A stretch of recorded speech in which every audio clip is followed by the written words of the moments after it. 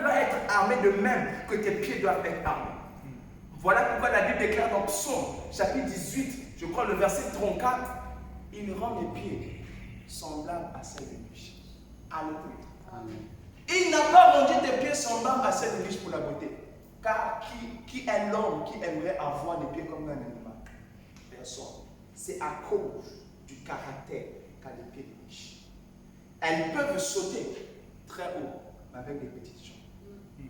Et celui qui a les pieds semblables aux pieds de biche va faire des sauts que les autres ne font pas. Voilà pourquoi dans l'esprit, je suis très spirituel, dans l'esprit tu peux faire un rêve, tu as les pieds d'un animal. Et toi tu dis, oh j'aime ça me rêve. Ce sont les choses que tu fais. Ce sont les liens, je savais. Après le matin quand tu te réveilles, si tu ressens seulement une petite crampe sur le pied, c'est fini. Voilà pourquoi j'ai fait le rêve là, voilà pourquoi. Ils ont déjà commencé à m'attaquer. Non mon frère, dans le règne spirituel, les choses ont une signification. Voilà pourquoi Jésus, oh my God, Jean-Baptiste, Jean, apôtre de Jésus, alors qu'il est élevé dans le ciel, il regarde sur le trône. Il pensait voir, je ne sais pas moi, robe blanche avec une grosse barre, il voit, j'ai vu l'agneau de Dieu. Comment sur le trône tu vois l'agneau? Après Jésus dit, je suis l'agneau de Dieu. Mais sur le trône, on a vu l'agneau. Des fois, tu peux te voir, tu as une forme bizarre, non, c'est toi. Même Jésus, il était l'agneau. Jean a vu l'agneau assis sur le trône. Tu peux te voir avec une forme qui paraît être bizarre. Mais c'est une forme qui révèle ta nature. Car l'agneau est doux, de même que Jésus est. Est-ce que je parle français? J'aimerais dire ceci. Ceux qui ne sont pas rapides dans le royaume de Dieu sont ceux qui perdent les choses. Je répète. Ceux qui ne sont pas rapides dans le royaume de Dieu sont ceux qui perdent les choses. Voilà pourquoi la Bible déclare que le royaume de Dieu appartient à ceux qui sont violents. La Bible déclare dans Jean chapitre 5, à partir du verset 4, dans la piscine de Bethesda, de temps en temps, il y avait un ange qui descendait et qui remuait l'eau. Et c'était le plus rapide qui entrait dans la piscine, qui recevait la guérison. Ça veut dire qu'il y a certaines guérisons que tu ne recevras pas si tu n'es pas rapide. Voilà pourquoi certains prédicateurs, lorsqu'ils prêchent, il balance une parole, il dit le premier qui va s'aimer dans cette parole va recevoir quelque chose. Ce n'est pas la manipulation, c'est un principe, c'est le principe de la vitesse. Ceux qui sont plus rapides, ce sont ceux qui obtiennent les choses avant les autres.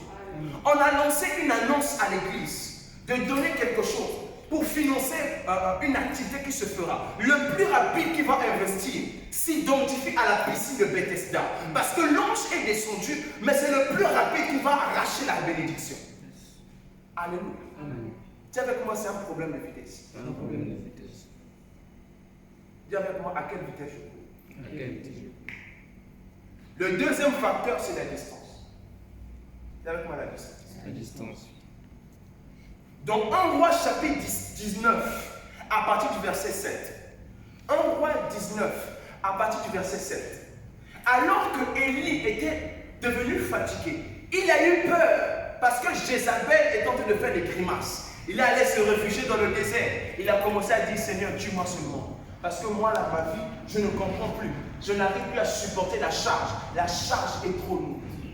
Et alors qu'il est en train de gémir et qu'il est en train de se plaindre, la Bible déclare, un ange du ciel est descendu. Et il a dit à Élie, mange parce que ton chemin est encore long. Si l'ange est en train de rappeler à Élie que son chemin est encore long, ça veut dire qu'il avait encore une distance à parcourir. Chaque personne ici a une distance à parcourir. Merci Saint-Esprit. L'Esprit de Dieu est en train de m'enseigner en me disant ceci. Lorsque les hommes sur la terre commencent à se fatiguer avant d'avoir atteint leur objectif et fini leur distance, souvent Dieu envoie un ange. Amen. Voilà pourquoi Jésus, lorsqu'il est allé dans le jardin de Gethsémani, sa course n'était pas encore finie, mais il ressentait que sa chair lui disait, laisse tomber, ne finis pas seulement, tu ne pourras pas supporter. La Bible déclare que les anges étaient descendus pour le fortifier. Souvent, lorsque tu te sentiras faible, c'est à ce moment que les plus grandes choses se manifesteront. Un jour, j'étais en terminale, la première fois que je faisais l'examen. J'étais tellement englouti par les soucis. Je ne comprenais pas ce qui m'arrivait.